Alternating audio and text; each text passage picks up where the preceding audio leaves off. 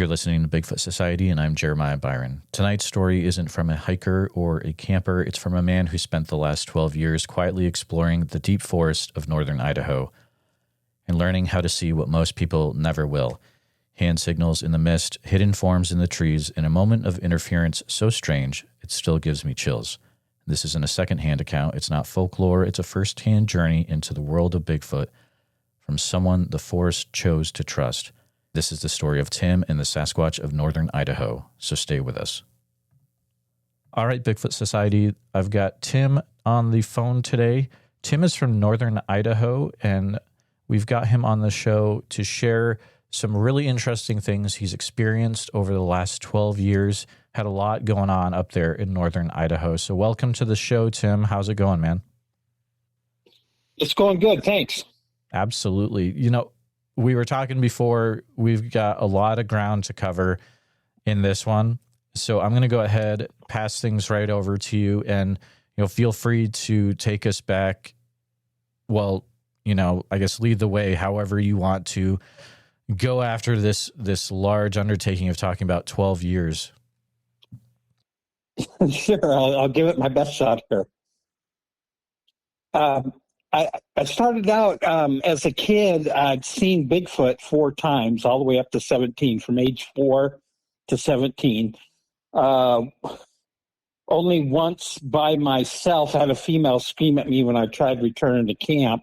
But the other times I was always with people, either brothers and sisters, or one time was a friend.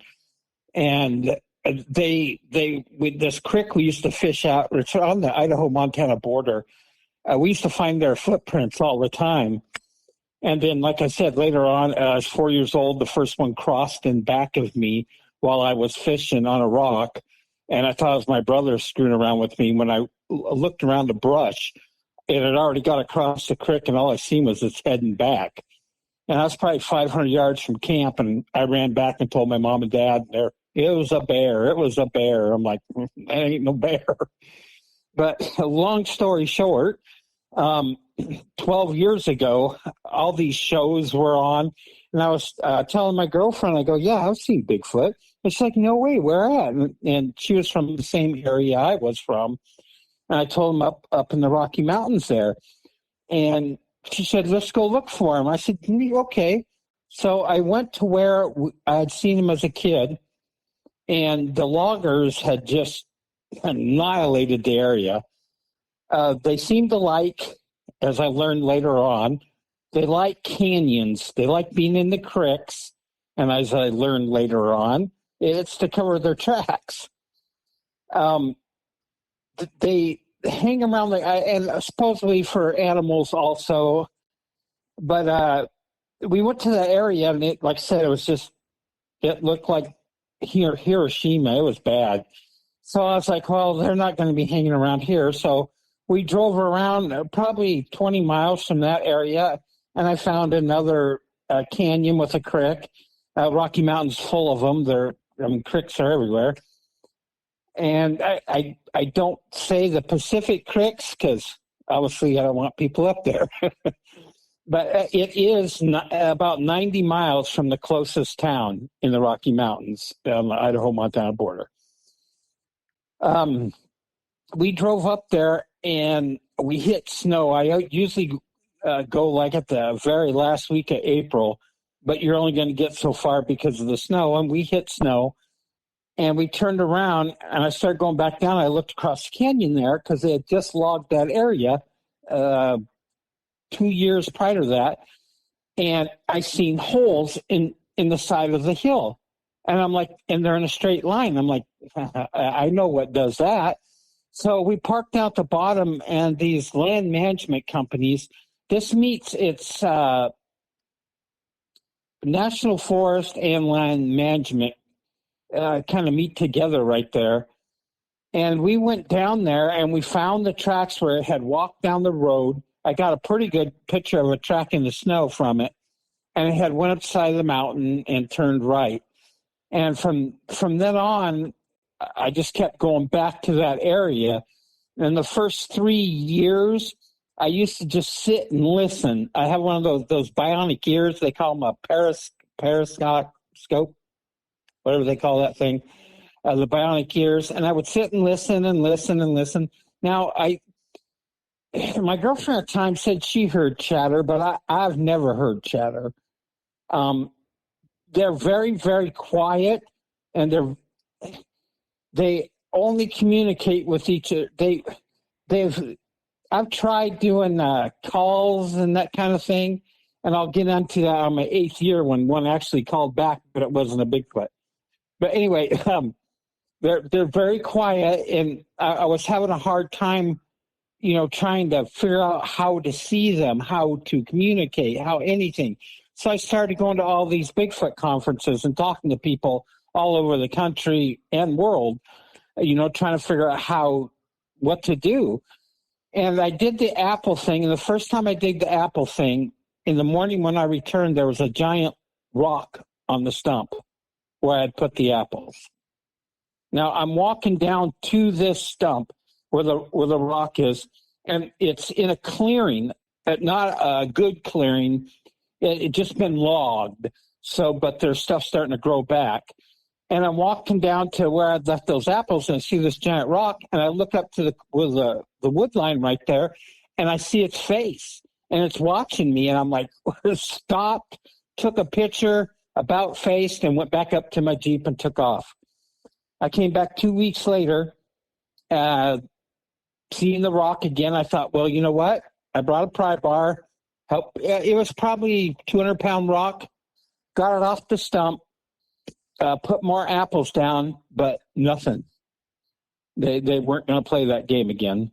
Now, some of the apples were gone, but I found them. And what I found was the rock chucks were taking them. So don't believe that Bigfoot takes your apples just because they're gone. Anyways, that went on. I kept coming back, for years, but it wasn't until my 3rd year that I learned, I guess, what they were doing. I was finding where this is. It's a canyon, and it meets a creek, and of course, there's a mountain on the other side, and these things will they will lay down on the ground to hide from you. I've found their body prints. For me and a friend were up there, and we were on a little hill, and if we only would have looked down, we'd have seen them hanging on the side of that hill. The whole Bigfoot chases you out of the woods and all that, I don't know where people get that from. I don't know if it's just different parts of the country that maybe this happens, but these things have never, ever tried any kind of violence with me. I really want to make that clear. They have. I'm not a tree hugger. I grew up hunting and fishing. I don't do it too much anymore, but yeah, they've never ever tried any violence. They've never screamed at me, thrown anything at me. They just stare at you. So once I figured out how to see them, and what I mean by that is, I ain't going to tell you guys how I figured it out, because I found out by mistake. But I found it. And then once you see them, it's easy to spot them. And I kept coming back to that area now for 12 years. And every time I go there, they're there. There's different groups. I'm on my 7th, I'm going to call them species of Bigfoot. Not all Bigfoot look the same. There's a hairy-faced one that's smaller. There's a gray-faced one that they look at. Okay, I want to get into what Bigfoot looks like. I talked to a lady in Southern Idaho. We discussed Bigfoots. She's with the BFRO. And I got a lot of respect for Matt Moneymaker starting that organization up, and all that. I think that's great. But I was talking with her, and she sent me drawings of what people think or thought they seen of Bigfoot. And I've never seen Bigfoot like that. These drawings were of like this ape-like thing smiling. I've never seen them smile, and they're always, the way they look is like they want to kill you. That's all the way. That's the only thing I can describe it. But I don't think they're doing it on purpose. I think that's just the way they look. So Again, been watching them for 12 years. On my 8th year, I did my call. I always do my calls. I announce myself that I'm in the area. I give them a sign. I've tried communicating with them. I've been within 20 feet of one that he looked like it might have been an inbred of some kind, because he wasn't correct. Like, I mean, they all look different, except for like families will somewhat resemble each other. But I'm staring at him and I'm trying to communicate. And I tried learning some Coeur d'Alene Indian. I grew up there. I learned some of that, tried sign language. The only thing I can say is they somewhat understand. Well, they probably understand a lot, but they'll react to hand and arm signals. They definitely will react to that. So on my 8th year, I did my call and one answers back. Now, when I say one answers back, me and my girlfriend at the time, we interrupted a hunt, and it was a triangle formation, and they kept doing the same. It wasn't a whoop. It was a woo, woo, and it was in a triangle formation, and what they were chasing was this cow elk. And the cow elk came right up by our Jeep, and we got out of it. The cow elk stayed at our Jeep. We walked down the logging road, and we kept hearing this. And I'm like, that's not a wolf. That's not a wolf. That's something else. And, it's coming. They're coming. It's getting closer and closer. And at that time, I think I had an AR-15, and my girl had a 9mm, something that held 17 rounds. I said, start shooting into this bank. Just start shooting. We were on a logging road, and there's this high bank, dirt bank. I go, just start shooting into it, because they are getting close. We empty our magazines into the bank, and it stops. And we walk back to the Jeep, and we get in it. That day, we went up, like I said, it's down a canyon. We went up the left side of the mountain, and we found a moose. Now, there's 2 trees down in the road. They're smaller trees, maybe 6 inches around. Yes, trees fall in the woods all the time, but I'll get to Bigfoot's pushing over trees because I've already proven this theory. But there's 2 trees in the road, so I bust out my chainsaw, cut them up. I get around the corner, and there's a dead moose. The moose's head has been ripped off, and its spine is still attached to its head. The first thing I do is check its hindquarters. I'm looking for any wolf bite, cougar bite. I'm looking at its throat. I'm looking, that whole area, try to find some bites. I'm not finding any bites. I open it up. Everything was gone. Now, it wasn't super clean, but it was gone. Heart, liver, most intestine was gone. Now, the ground is soaked with blood. Not so much like it happened 20 minutes ago, but probably earlier in the night. We're there in the morning, say 7 o'clock, 8 o'clock, when we found this carcass. So we leave the carcass and go down. I'm sorry, I kind of jumping. I've been doing this so long, I'm jumping around different stories here. Since then, I probably found 4 other moose carcasses killed the same way. Now, again, on my 8th year, sorry, I'm jumping around. I do my calls. It's just to tell them I'm there. I give them the sign. I wait. They come to the edge of the woods. This thing howls back. It does a woo, like I heard when we interrupted that hunt. And I'm like, oh, great. So I do it again. It answers me again. I'm seeing kind of by the brush down in the canyon where it's kind of active. It's moving towards me. So I start walking down towards it. I got my cell phone out. I'm going to record this thing. It's coming. It's coming. They don't ever come out of the woods. They don't ever answer me, but it's coming. So it breaks the edge of the forest into the clearing. It's sort of shaped like a Bigfoot, but it's not. I dropped my camera. This time I'm carrying a 45-70 now. That's what I take with me Bigfooting religiously.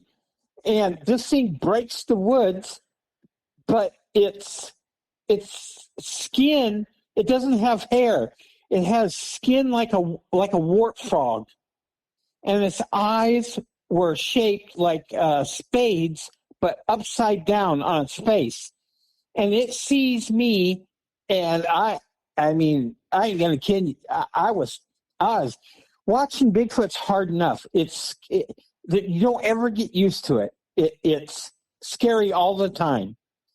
But this thing, I mean, I was pretty petrified. I was pointing my rifle at it and debating in my head, shoot or not, shoot or not. It sees me, drops down on all fours, runs in the brush, and pops up by the tree. I move over to the right to it so I can see it better, and it's watching me, and I'm watching it. I took 2 pictures of it, and I just couldn't take it anymore, and I left. That same summer, I go back, and I do the whole call thing, thinking I might call back, but I did something different. I hid down beside a log. I've never hidden from them, but I hid down beside a log after I did my calls. And I'm watching, and this big triangle head goes up. And I'm like, what? And I'm watching it, and then the face comes up. Its head looked like, it was so furry, it looked like someone took shears and cut out its face. And it had a long nose. It reminded me of that cartoon with those 3 girls and the minions. That guy, his nose was shaped like that. And I'm staring at this thing laying down beside this log, and it didn't take him 2 seconds to find me. And his eyes meet mine, and he gives me like a scowl. He's like he didn't make a noise that I heard, but he was pissed. So I pop up off that log and start walking out into the middle of the clearing, watching him, and he sinks down and pops up like in the brush, but it's cleared out right there. So all I can see is its butt and its back and its head, and it's facing the brush. And I'm watching it, and I kind of like, why doesn't it turn around? I don't understand. So I try sneaking out a little closer, and I'm watching it, and I look to the left, and here's this little bulbous head creature sitting in the brush.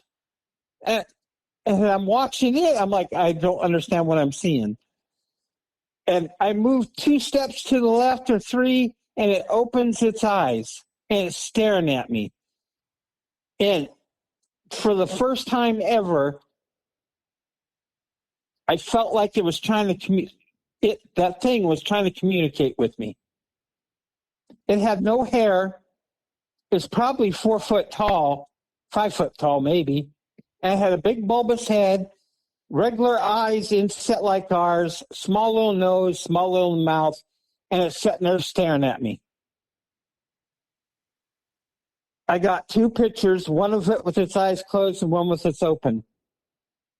And what came through my mind right then and there, after watching these creatures for 8 years, but not these little weird things, was that something they didn't, when you see their eyes, there's no, it's like, it's like a robot. There's no empathy. You don't see anything in their eyes. It's like they are mechanical when you're staring at them. I've got 2 or 3 different pictures of very close of their eyes, and there's just, it's like you're looking at the devil himself. So this little creature staring at me, it's not intimidating like a Bigfoot, but what I got from all that is, did this thing just crawl out of that? Is that a machine? Because it's still parked in the same place. So I back up out of the canyon again, here I see, another alien type creature. I come back 2 weeks later, and I'm actually able, because again, the one side of the mountain is blocked off because of the land management companies. They put up gates, but the gates are open. So I go to the top and do calls, come back down to that area, and I'm watching, and I look over to the right, and I see a gray-faced Bigfoot. Gray-faced Bigfoots, their skin looks dead. It looks dead. If you've ever seen somebody that's passed, their skin's gray. And that's what it reminded me of. It's sitting Indian style, and standing above it is this. All I can tell you is some kind of alien. That's all I can tell you. It's standing in back of it, and the Bigfoot is sitting in front of it, Indian style. And I took like 3 pictures of that, and I got out of there. Because again, these things never look happy. They look upset that you're in their area. So now that's the eighth year, 9th, 10th, 11th year. The alien-looking things are still there. I'm still getting pictures of them. I'm still seeing the Bigfoots. This last summer it was different.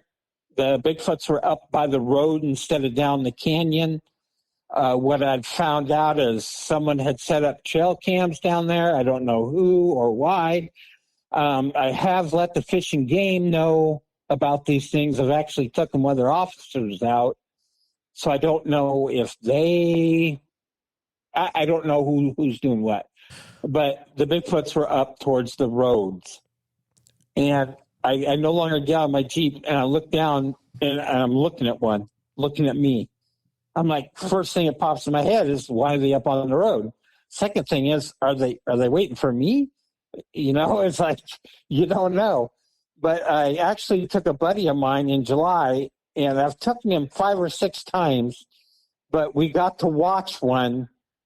It was no more than 100, probably 100 feet away, and we were able to watch it very clearly through his scope on his rifle, and it just pivoted in between 2 trees. What did your buddy say? This is the second time I've heard this. It looks like a dog. And I'm like, Aaron, how tall is that tree? There ain't no 6-7 foot dogs hanging up 92 miles up in the Rocky Mountains. So he got to see one finally.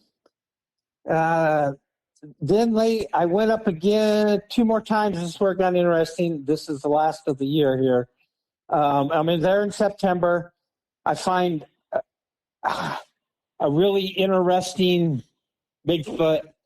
It's one like I've never seen before. Very round head, thin round head, big eyes. I mean, this one you can see his pupils. And I watched him for quite a while, but this one corner of the woods, this is my 5th or 6th year I started noticing this. By this one stump that I sit and watch him by, now we're in the Rocky Mountains. The side of the mountain is made of rocks, basically, and some dirt. So I'm sitting next to the stump, and I start getting tired. And I start getting real tired, like I'm going to pass out. And I'm like, I've felt this before. I go up the hill 15, 20 feet, it goes away. I go back down there, you start feeling it again. And I don't know what it is. It's odorless. You can't see it, but it will. It'll make you feel like, the first thing I thought was carbon dioxide. But I have never gotten a reading down there of any carbon dioxide. So I don't know why. On that same trip, I was down by the in the creek a little more, leaving them apples. And when I came up out of the creek and I'm walking up the logging road to get back to my Jeep on the other side of the gate, I do this a lot. I turn around, make sure, nobody's following me type deal. But this time when I turned around, I wasn't looking. I looked up, and on the side of the mountain was a two pill-shaped, egg-shaped, whatever, glowing spaceships of some kind. And I sat there and watched them. It felt like 5 minutes, but it wasn't. I pulled out my phone, zoomed in, took a picture of it, and the only thing I could think of was that movie Fire in the Sky. And I was like, I am not going to be that guy. No one's going to hear me scream out here. And I jumped my Jeep and got the hell out of there and kept looking up to make sure it wasn't following me. This was in September at the end. I go there because the Bigfoots, during hunting season, bows first, then rifle, they congregate there in large groups. They hide there from the hunters. One, it's gated. So the hunters, if they want in, they got to walk in. So that I think they understand all that. And they hide there during hunting. They come from wherever, but it's thick with them. So September, I see the glowing object.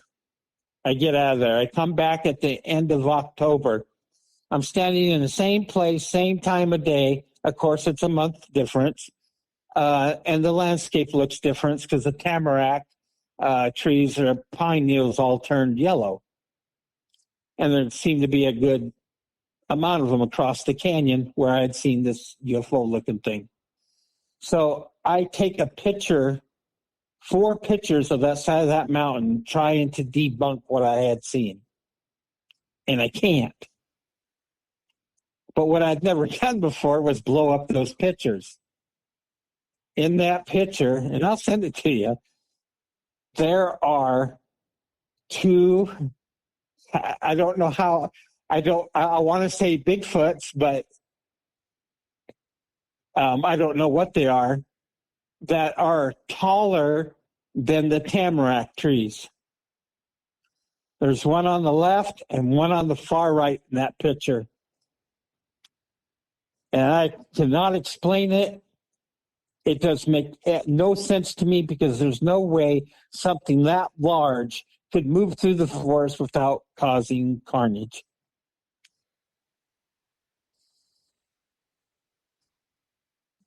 And now here in May, I'm getting ready to go back up. Yes, you are involved with some intense stuff going up there, my friend. I'm telling you, Bigfoot, I never thought this in a million years. I'm 100% positive they're something to do with aliens, but yet, were they here? Are we the aliens? I don't know. I've never dealt with UFO garbage and any of that before. But the second picture I ever took of a Bigfoot, it was trying to hide behind a tree that was way too small, and it's leaning out looking at me. And in its hand, you can see it plain as day, looks like a giant TV remote, and it's white. You can see its leg on the other side of the tree. You can see its head and body looking at me with this white-looking TV remote. What do you think they may have been using that for? I have the whole cloaking thing. It's correct, but it's not like I seen some stuff online, and it reminded me of the Terminator. I think they hang by water because this is what it looked like. It looked like a giant blob of water with eyes.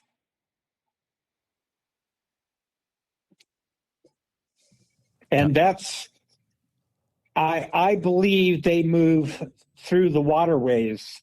I mean, I know people have gotten pictures of some going over mountains and that, but I've never found a rogue one. I've driven 60 miles from that spot and found them at a alpine lake in back of the lake, a group of 7. I mean, they're up in the Rocky Mountains, but there's definitely different species, but I know they know each other because I see them intertwined.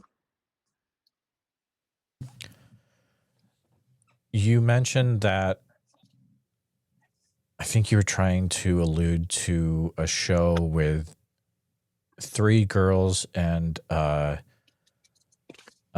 minion. Was that a cartoon? Yeah, that's what's one. Was it Powerpuff Girls? No, they're a minion, those little yellow things. Oh, the actual the 3 girls, the actual Minions cartoon. Oh yeah, okay. So the movie, right. The movie, the Dad's Nose. That's what that one. Yeah, okay. I call them Yeti because they are so freaking hairy and so large. That when I told you that like parked itself, it was because I always after I see him and I get a picture, I'll go back because I get not vacation, but 3-day weekends every 3rd week because I work 9-hour days. I go back every other week and I take that picture with me and I measure. And he was at 10 foot. That's why I told you when I seen the other little creatures, like, did he come out of him? Right. I don't know. It makes no sense to me why it would just park itself and show me its butt and back. It makes no sense. There's, like you said, there's so much going on there. I don't know what's going on there. And like I said, I've been trying to communicate with them. I got a picture of a fur face giving me the sign that I've been giving them this whole time. But is it mimicking me or does it understand? You were talking about signs earlier. Can you explain what you mean by hand and arm signals? Kind of like how the Indians did, hand and arm signals. Like you'd learn in the military, hand and arm signals. Sure. Like when I told them, I see you, with my hands, they back into the woods. So that's how I started thinking they understand. Because I've taken an easel out there with drawings and everything, trying to get anything. While they're sitting there staring and watching. And I can't get anything.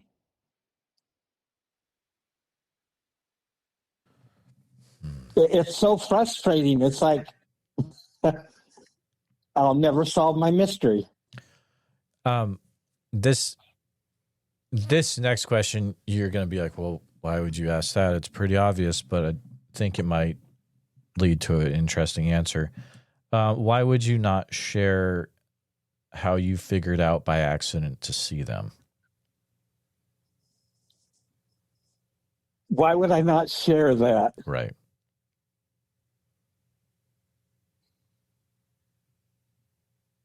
I don't think the world's ready. I wasn't.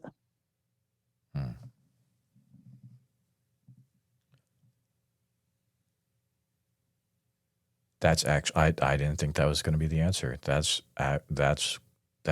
really interesting, Tim. I was like, I'm 99% sure it was going to be that you were trying to protect them, but that the world isn't ready is incredible. That's an incredible answer. I 100%, the Bigfoot thing I was fine with. Love doing it, love being up there. And like I said, they look pissed off, but again, I don't know if that's the way they always look. But they've never tried any violence. And I've been in groups up to 11, And, they're watching me and I'm getting nervous as hell. They could bum rush me. There's no way, you know what I mean? They know they can take me, but they don't. And you mean 11 humans? 11 Bigfoot. Oh, 11 Bigfoot. Okay. Gotcha. Yeah, Wow. they're all staring at me. And that's what I'm saying. They know they could get, they're agile. I would have to run up out of the canyon. I'm not going to get far, Right. before they're all over you. But they never any kind of, it blows me away sometimes. Because, I mean, my first 4 years, my left leg, as I was, used to shake uncontrollably as I was getting ready to park to get out and go down. I used to have to grab it and stop it because I was just like, this is going to be the day. They're going to be mad. It was fear. Man. Yeah.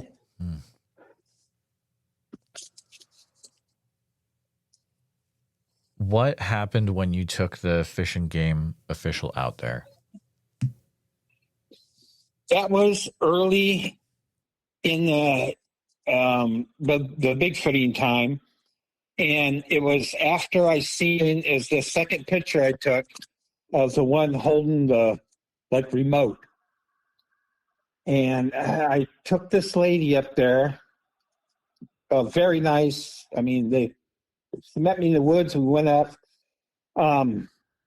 They wouldn't. I did my calls and stuff and my sign. They would not come out at all. I didn't see anything. Went back the next day. They come out. Now, I used to think they're only going to come out for one person, but I've proven that wrong because my buddy has seen them now a couple times, and his 2 kids have seen them. We took them up there this last July. There's a tree, I want to say cedar. It's an old growth down by that creek. And these creatures stick their kids in that tree. I've got pictures of them. I mean, clear from the logging road, you look out to the canyon. It's right there in the creek. And you're kind of eye level with that tree. It's a good-sized tree. And you can see them in there. I've watched them. I got a picture of one. And it looks pretty incredible. Did the Bigfoot act different in any way when there were young children present?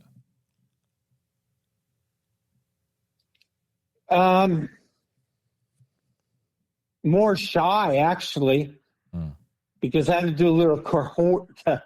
Kind of had to get them to show themselves.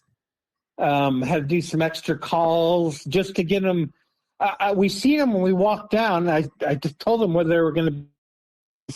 There's always several by I call it the baby tree, where they're hiding their kids in. There's always at least 2 there, and they're usually pretty good about waiting for me and, at least giving me a little show, staring each other down for a while. And that's where my buddy, when I told you he watched through the scope, the same right there.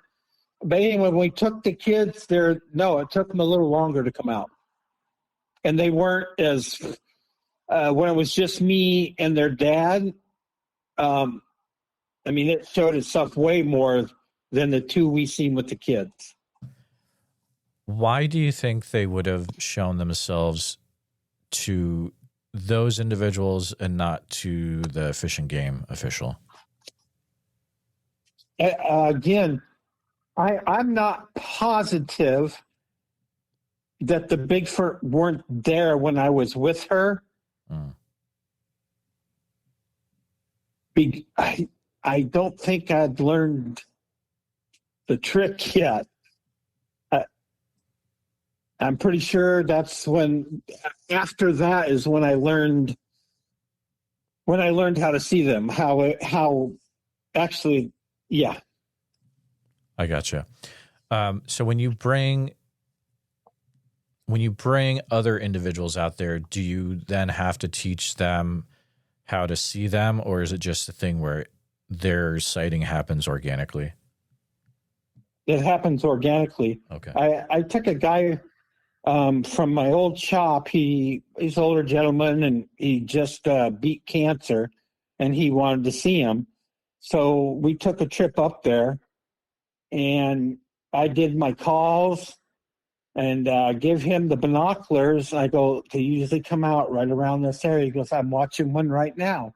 He goes, it's standing by the tree, and it's got its arm up on the tree. That's incredible. So, yes, other people see him. It's not a trick. Mm-hmm. It's well, it is a trick.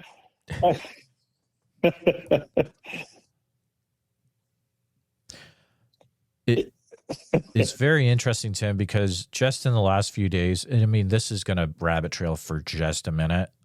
There's been, in the UAP community, there's been info that's come out where there's an organization that has figured out how to pretty much call in UAPs and 9 different classes of UAPs. And I talked to MUFON and sent them my pictures, and they sent them to get verified. And yes, they were. That's awesome. And then MUFON, of course, like everybody. So where's this area at? Right. Yeah. I'm not ready to bring us. I'm not ready to share these pictures with the world, because I feel like you know what would happen if I told the whole world where they were. They'd be put in the whole world's going to show up. Yeah. And I'm pretty sure it's down by their part of the creek, for whatever reason, it's very mossy. I believe, I don't know if they have kids, hatch kids, or you know what, I don't know, but I think it's a maternity ward. Parts of the spring, like right now, of course I couldn't get up to right now, usually the second or third week of May, sometimes right in April, but for sure, if here they shove trees. Now I used to think, well, all the time, not 5 at a time, 6 miles stretch, and that's the road that had trees. Wow, we just got some crazy interference when you were trying to explain whatever it is you were trying to explain there. So probably that was not meant to be known, to be honest. Really? Yeah, it all of a sudden just went like, very crazy stuff. It happens every so often on this show. So okay, well, that's.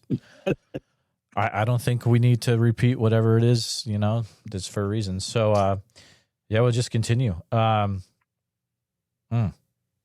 weird stuff. Very, very, very weird stuff. Has there been a time in there when someone has seen them and just had a really, like, I'm freaked out right now, I need to get out of here? Or has everyone handled it pretty well? No.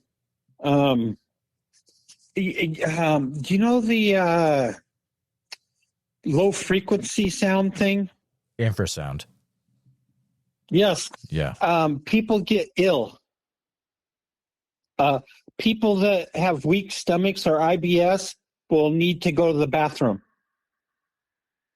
I mean, as soon as we get down there by them, we're getting close to them, they have to leave. They have to go to the bathroom. And then they're fine up on the logging road. Then they try to come back down and they can't do it. Every time they get down closer, they have to go to the bathroom. When I first started down in that whole area, the same thing happened to me. It was like I'm probably my 4th or 5th year. I started taking anti-diarrhea medicine, basically. Ibuprofen. Anyway, I would take that, but now it doesn't affect me like it used to. So I believe that is a real thing with people that are sensitive to it. That's wild. Oh, man. Have you looked online to see if, and again, we're keeping it super vague, so I'm not asking for the area. I'm asking rather, have you checked online to see if other people have had encounters in this same location? Yes, if you... Yes, they have. Cool. And we can leave it at that because if you give any more info, people could track it down. So, no, well, yeah. I mean, I've already proven this. It's not just there. Like I said, I found him 60 miles away, in an alpine lake. The Idaho. I'll say it. The St. Joe National Forest is very large. And they are in more than just the area I always go to. And the higher elevation I get, the bigger they get. I only see those big ones in end of September, October, down low, lower elevation during hunting season. Because I've only seen the big ones 3 times going on 12 years. I mean, the 10-footers. I call them Yetis because it looks like a fur coat and they just shaved out where their face is. And they got very distinct noses. Have you found that having these interactions and encounter out there in that area, has it also affected your life at home in any way? It's affected my health. Really? I'll tell you that. Well, of course it's affected. I mean, going on my 12th year, and every year something else keeps happening that shouldn't be happening. That's how I feel. No, I totally get it. I mean, there's so many people in this field where out of nowhere, I mean, weird stuff starts happening physically, but you're saying these type of things are also happening to you after you started going to these areas where there's Bigfoot and etc. No, I mean, that felt great till then. Wow. And then every year it just keeps getting something different. It was on, I think the 8th year after I seen the first alien-looking thing. I'm sitting at home and I look out across the field and I had my camera with me and I lifted up and I seen an orb. And that orb came, I will say, geez and crow. I was a marksmanship instructor in the Marine Corps. I should know yardage. I watched that orb come 500 yards across a road and come up and I'm watching it through the phone. I go outside. It's the orb thing is it looks like it's checking me out, and I can't see it with my naked eye.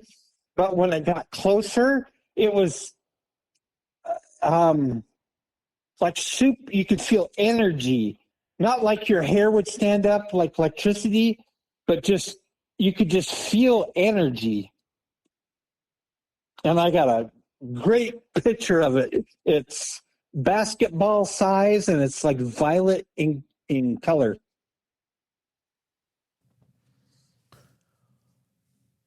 Do you feel like you ever have communication with the Bigfoot in any way while you're at home? No. Okay. No. I thought that little weird alien guy, when he first stared at me, whatever it was, it just popped in my head. It's trying to talk to me. But that's the first thing that came to my head when I seen it. The way it looked at me is like it was trying to talk to me, but I don't think I'm that guy. You know what I mean? I don't. I'm not that guy. What do you mean by you're not that guy? People, I believe some people are more in tune to that kind of thing. Sure. My in tune is them. I mean, I can kind of find them easy. That it just kind of like a gift almost. If they're there, I can find them. Right. That's what I'm trying to say. Do you have any advice for people that might be wanting to try to find their own area where there is a Bigfoot and yes, have interactions? Anywhere near water, whether it be a creek, river, but it's got to be a canyon. I'm sure it's for game. It's a game has to come by the water, and then they do this triangle thing where they just hoot and holler back and forth, and they just chase it into one another. But yeah, I think personally 3,500 feet elevation, because that's where I first found them at. That's where I first found tracks. I mean, I can just tell you about the Rocky Mountain Sasquatch. You know what I mean? I haven't gone into Washington or anywhere else and did it. I've only done it in Idaho. And these people that tell you, we seen it, but we don't follow it. Follow it. Why would we want to follow it? Why wouldn't you? I mean, I would follow it. I've tried following them. I got a story of one. Because gold and pyrite are close to each other. Right. And these Bigfoot, this particular group, I guess I should say, they're gray faces. They live in that mountain on the other side of the creek. How I know this is because there's a lot of pyrite back in there. And when the Bigfoot, after I thought I was outsmarting him, he was outsmarting me, and I was running around down to the creek, thought I'd meet him there. He doubled back. I went back up on the road, looked across the canyon. There he is walking down the logging road. When I yelled at it, it stopped and turned, pivoted on its leg, stopped and turned and looked at me. It's black. They're all up there, coal black, blacker than night. But their faces are different. Some have fur faces. There's gray faces. I seen one this last summer that they're all black, but one had white around its mouth and weird ears. So I don't know what that's about. This summer's first time I've seen it. Do you think of them more as some lost form of human or lost form of ape or something just it's completely different? I look at them as an advanced civilization. More advanced than we are. We can't turn ourselves into a blob of water. Again, with just their size alone, I mean, don't get me wrong, they're all not, 10 foot, not at all. They're 5 foot, 6 foot, 7 foot. But if they wanted to hurt us, they would.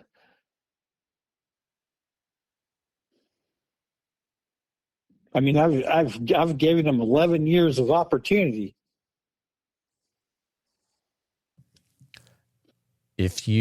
So think about all the time you've spent out there for those 11 years. How much total time do you think you've actually had being able to see them?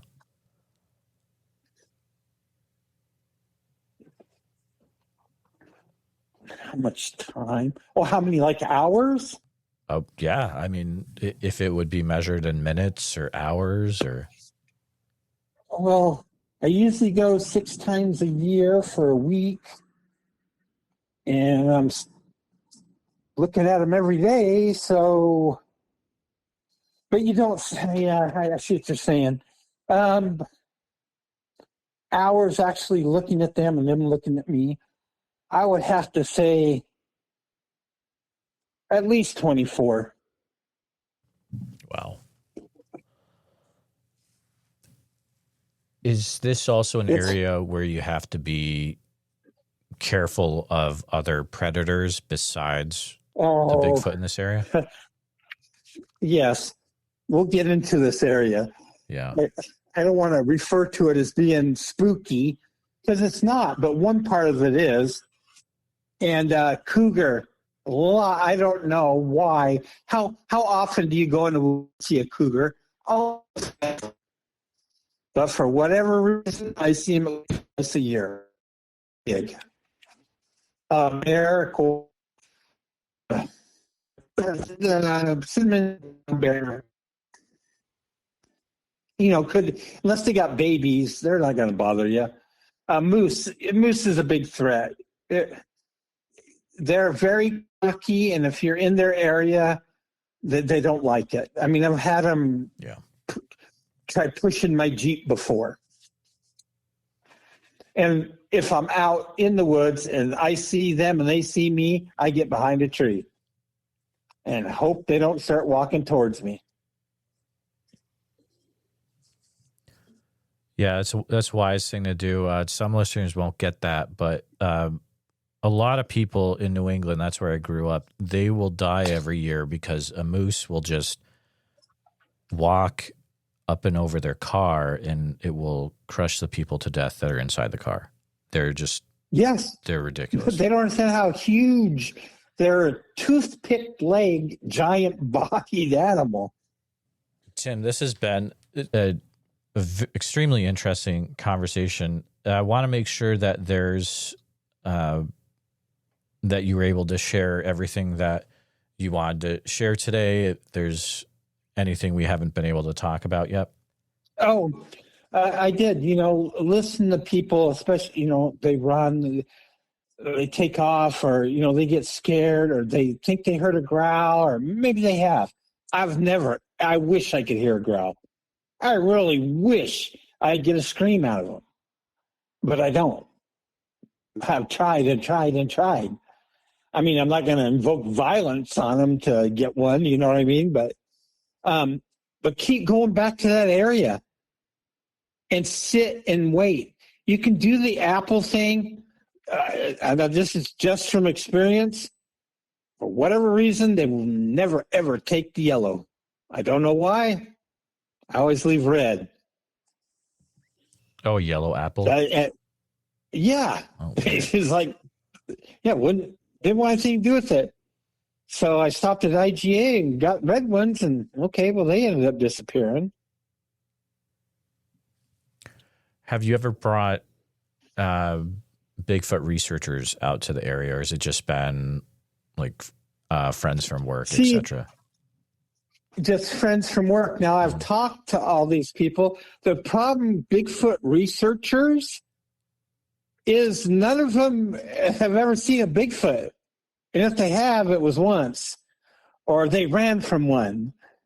None of them have seen them multiple times. I don't know of anybody. The only person besides me I know that has seen Bigfoot as many times as me is a guy up in Priest Lake. What's that guy? Jack? All the Travel Channel people? Osborne. Jack and Kelly Osborne, I believe, own the Travel Channel. They got a hold of me and this Priest Lake guy that has a bunch of action up there too, and wanted us to go be in a show with them.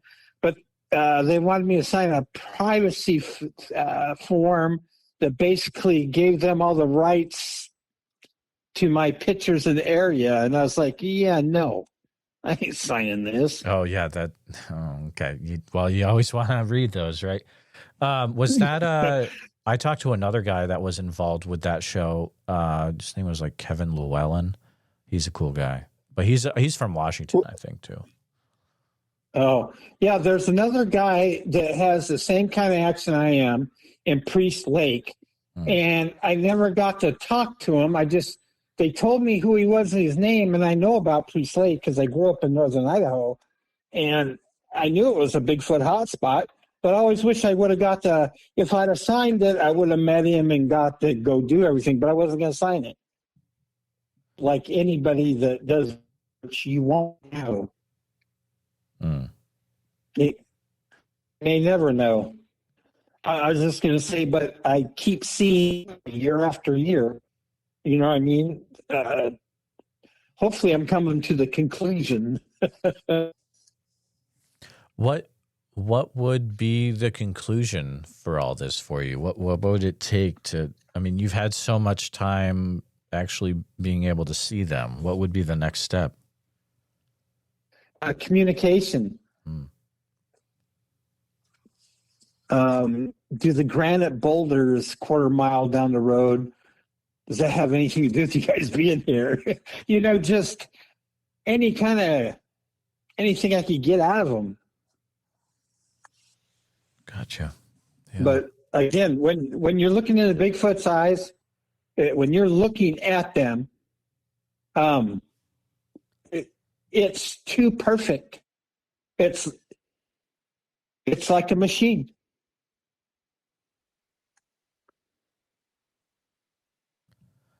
That is a thing to think about for sure. What do you think the most important lesson you've learned so far through these 11 years have been? Patience. Patience, and you just can't have fear. You know what I mean? You got to be able to overcome it. And once you can overcome it, I mean, you can do things you never believed you could do. How many people have sat there and stared at a monster before? But it's hard. It is so hard. Hard in that you want to run away and that you want to either fight or flight, and and that's why 3570, you'll take a polar bear, it'd probably take you down. And you don't want to start violence with something that's not being violent. I mean, it's not growling at me like you hear people say. It's not showing aggression. They're just stare at you.